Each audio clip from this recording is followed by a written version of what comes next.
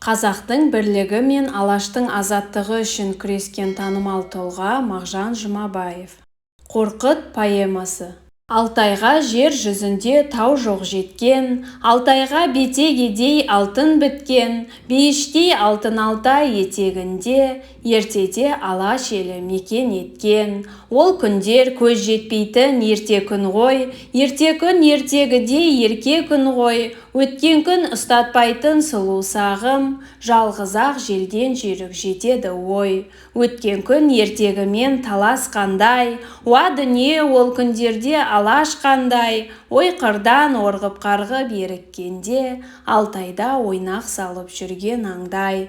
Сол күнде бір ер бопты алты Алашта, қаны бір қалың елмен жаны басқа, елікпей ес білгелі еш нәрсеге, өзіндей үйірілмеген албырт жасқа. Қорқыт деп қойған екен ердің атын, оңған ел ер деп атар азаматын, талайлар таңданыпты күнде көріп, Қорқыттың мінезінің тымақ жатын. Қорқытқа ес білгелі бір ой түскен, айнымас сол ойымен күнде өшкен, ой билеп үйден елден безіп кетіп, жұрт оны әуезі ғып жынды дескен. Ежелден белгілі ғой көптің сыры, боласың көптей болсаң көптің ері, көпкегер ісің ойың үйлеспесе, күмән жоқ кім болсаң да соғар пері.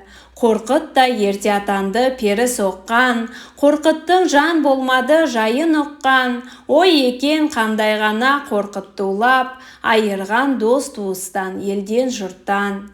Қорқыттың мына ойы есін алған, жанына ерте күннен жара салған, топырақ боп ертеңшіріп қалмақшымыз, өміріміз неге шолақ тәтті балдан. Әншейін өмір деген ермек үшін, күнертең соғар жүрек сенбек үшін, ойланып қалай ғана уланбасын, берілсе адам ғұмыр өлмек үшін. Бір кезде көл тасады құрмақ үшін, күнертең гүл-гүлденет солмақ үшін, біраз күн адам тұрады өмір сүрет, құртқа жемшіріп сасып болмақ үшін. Сарысуға қан берілген айналмаққа, ой менен тіл берілген байланбаққа, әлпештеп ардақтаған денең шіріп, жел менен топырақ боп айдалмаққа. Көз ашып жұмғандай-ақ өмір шолақ, алдыңды көз ашсаң-ақ ажал қамап, өмірде мынау шолақ неге керек, от үміт ойын күлкі таудай талап. Әлдекім адам деген ермек үшін, жүректе от ойнайды сенбек үшін, ойланып қалай ғана уланбасын, берілсе адам ғұмыр өлмек үшін. Қорқыттың жүйрік жанын жай тасындай, жанышқан осы ойлар ед қорғасындай, паршалап тілім ерте өртеп, кіршіксіз жас жүрегін көз жасындай. Ой билеп жап-жас Қорқыт елден безді, түгел ол ойын күлкі қойды сөзді, елікпей үйірілмей еш нәрсеге, Алтайдың алаптарын жалғыз көзді. Алтайдың Қорқыт кезді алаптарын, ешкімге ұқтыра алмай жанның зарын, ата-ана дос туысқан бәрін тастап, талақ қып қара көзді қарақтарын. От адам отпен ойнап сынар бағын, жүрек жан қажу білмес қуар сағым, тағы боп күңіреніп кезіп кетті, Қорқыт та шешпек болды жан жұмбағын. Аяңдап алдыменен тауға келді, Асқарға өмір не деп сұрау берді, жаны тас жүрегі тас тау не десін, өзінен өмір не деп сұрады енді. Бұрылып таудан ақырын орман барды, оған да өмір не деп сұрау салды, ежелден ой білмеген меңіреу орман, қақиып қарағайы аң-таң қалды. Сұраса суға келіп не деп өмір, беті құр соғылғаннан жыбыр-жыбыр, желге айтып еді ол не деушет, басы жоқ аяғы жоқ сыбыр-сыбыр. Күн анау ешбір үнсіз алас ұрған, ай да бір егіз де бір аузын буған, қылмыңдап қар қатындай көзін қысқан, жұлдыздар тазартама жүрек тудан. Не керек қорқыт кезді тынып жатпай, ешбір зат тастамады зарын шақпай, көл мылқау, жері мылқау, бәрі мылқау, өртендер жұмбағына жауап таппай. Түнерді бұрынғыдан қорқыт бетер, есалаң ескен желдей өмір өтер, күмәнсіз өлеріңді біле тұрып, дүниеде талаптану тұру бекер. Көз ашып өмір шолақ жұмумен тең, тағыда өз өмірің соққандай сең, араңдап қарсы алдында аузын жапқан, жоқ бекен шыныменен ажалға ем.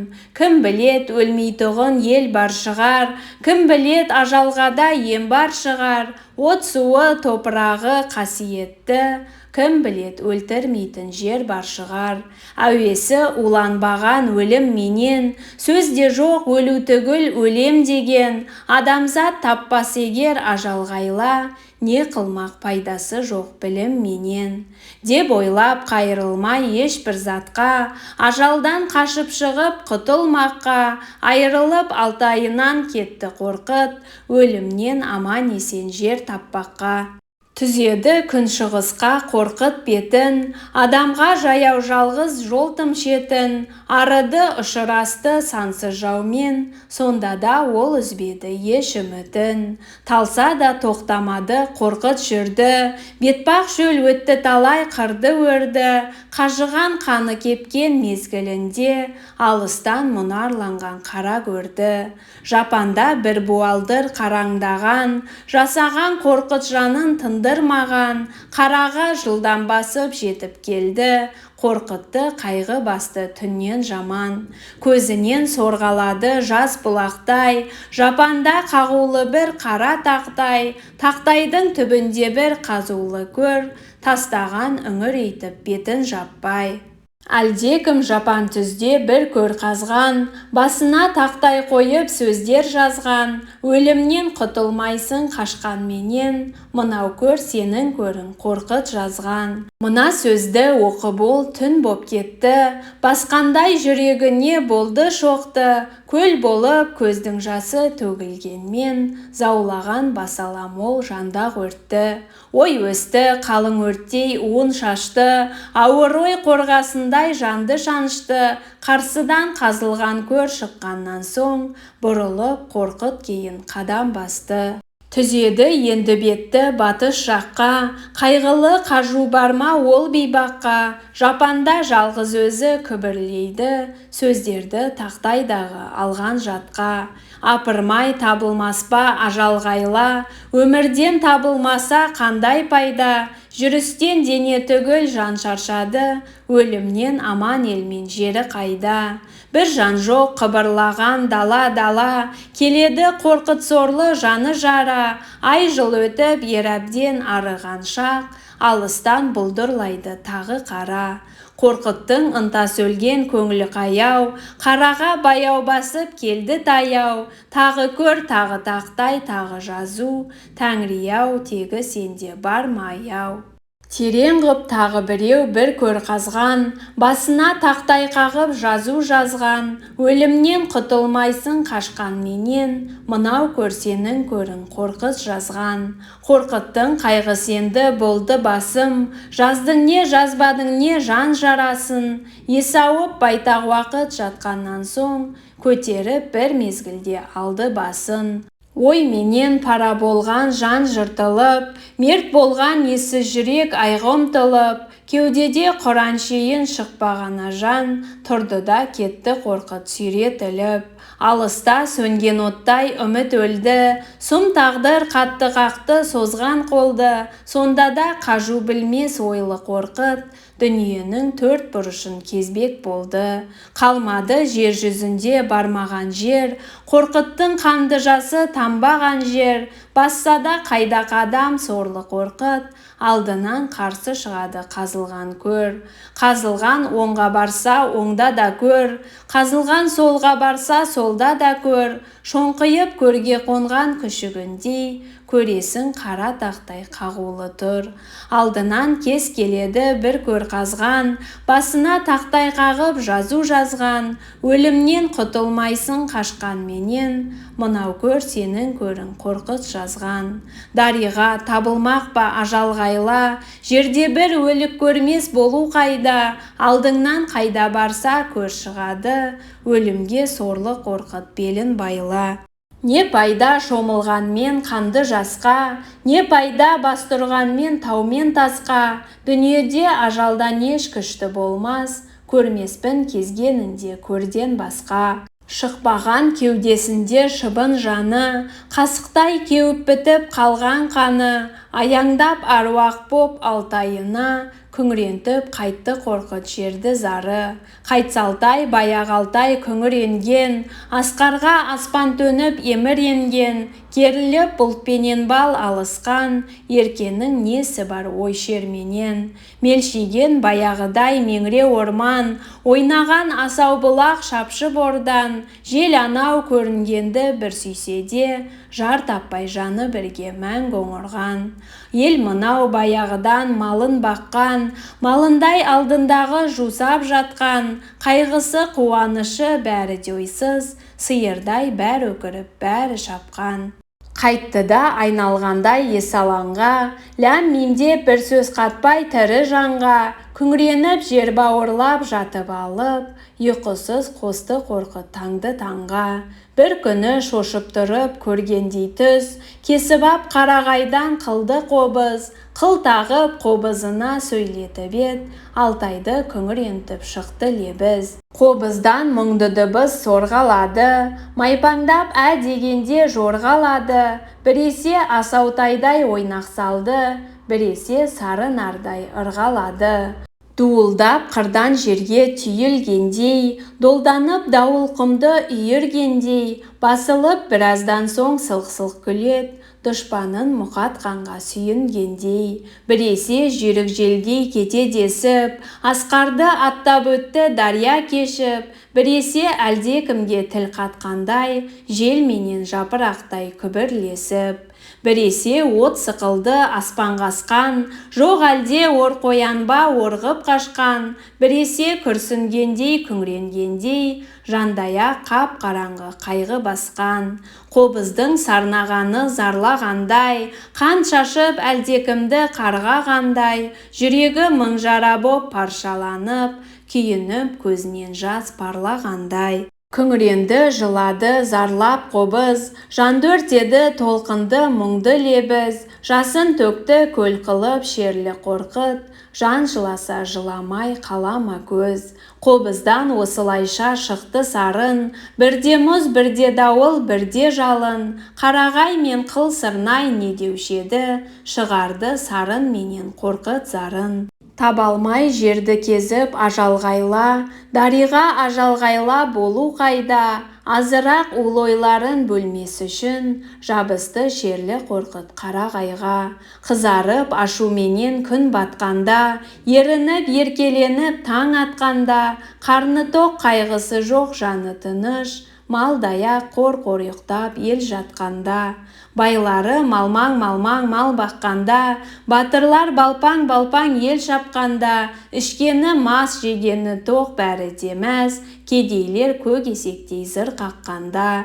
Қорқыттан серпілмейді қалың уайым, қолынан тастамайды қарағайын. Қобыздың лебізінде мұң молайды, зымырап өмір шіркін озған сайын. Өмірде жүрген жерін қанды орғып, шеше алмай жан жұмбағын шерлі Қорқыт. Жұбанды қолындағы қобызымен, көргеде қобызымен кірді Қорқыт. Өткен күн ертегі ғой тамаша таң, ойласаң өткен күнді жұбанар жан. Байқасаң адамзатта болған бақын, Қорқыттай атасынан бата алмаған. Ақын жел есер гулер жүйрік желдей, ақын от лаулап жанар аспан ғөрлей. Қиялы жан жүрегі ойнаған от, ақынды ала сұртар тыныштық бермей. Жай адам қияғондай қол сермей ме, ақынға аз нәрсе ауыр ой бермей ме. Қиялмен арманға ұшқан сағым құшқан, жүйрік жан алдында ылғи көрмей ме. Жел жүрсе терең теңіз тебіренбей ме, көрсе көр ақын жаны күңіренбей ме, көргенін кеңес қылып күңренсе ақын, тыңдаған тірі жанға шер бермей ме. Құшақтап қарағайын сарнаса ақын, толғанып жасы төгіп зарланса ақын, шеткерек тұрып біраз тыңдағайсың, баспалап төніп жаншып келме жақын. Жақынды қажет емес жүйрік ойға, шер сиқыр алыстан-ақ тарамай ма, ақынды алыстыңда көп тілейтін, қағылып кете көрме қарағайға. Ақынның қарағайы жары да сол, атана малы-мүлкі жаны да сол, сезімпаз қарағайдың нәзік қылы, ақынның жүрегіне жалғанған ол. Сорғалап сиқырлы үн шығар шектен, шықпақшы шектен емес үн жүректен, үзілсе шек, үзілмес нәзік жүрек, сондықтан сұрағаным тыңда шеттен. Серпілмес терең жанда қалың уайым, түсірмес қолдан ақын қарағайын, үнінде қарағайдың мұң молаяр, зымырап өмір шіркін өткен сайын. Атасы ақындардың ақын Қорқыт, өмірде жүрген жерін қанды орғып, шомылып көз жасына сарнай зарлай, құшақтап қарағайын жатыр Қорқыт. Ол күндер көз жетпейтін ерте күн ғой, ерте күн ертегідей ерке күн ғой, өткен күн ұстатпайтын сұлу сағым, жалғыз-ақ желден жүйрік жетеді ой. Өткен күн ойды әлдилеп тербеткендей, ойыңды алтай бойына өрлеткендей, тыңдасаң құлағың сап сардаланы, Қорқыттың сарын әні күңренткендей. Тыңдасаң есітесің жаның менен, сардала күңренеді сарын менен, ертестіп сол сарынды ерте улап, мен сорлы көптен әуре зарың менен. Ес білдім, аласұрдым сағым қуып, жете алмай бетті талай жаспен жуып, артымда ор, алдымда көр өтеді өмір, дариға бесігімнен көрім жуық. Көп заман жетеледі жынды жүрек, ойладым жүрек жетер ой не керек, тәтті у еді солудан неге айныдым, дариға үміт өлмек, жүрек сөнбек. Бір күнде жолдас болдым ойын менен, өмірді алмақ болдым ойын менен, ойын тынды жолдасым жоқ боп кетті, бұл күнде уланамын ойым менен. Енді менің жолдасым жалғыз қобыз, сарна қобыз мұңзарлы шығар лебіз, сен жыласаң жылармын мен де бірге, жан жыласа жыламай қалама көз. Өмірде арманым жоқ Қорқыт қерсем, Қорқыттай жанды жаспен жуа білсем, жас төгіп сұм өмірде зарлап сарнап, құшақтап қобызымды көрге кірсем. Поэманың соңы. Қорқыт поэмасындағы Қорқыттың философиялық ойлары, ақынның идеялары өмір не деген сұраққа жауапты қобыздың күмбір үнінен тапқан тәрізді. Әрине өмірдің мәні не екендігін біз ислам дінінен таба аламыз. Достар, арнамызды қолдап, лайк басып, пікір қалдырып, соңына дейін көргендеріңізге көп-көп рахмет. Баршаңызға Алла разы болсын, күндеріңіз сәтті өтсін, келесі кездескенше сау болыңыздар.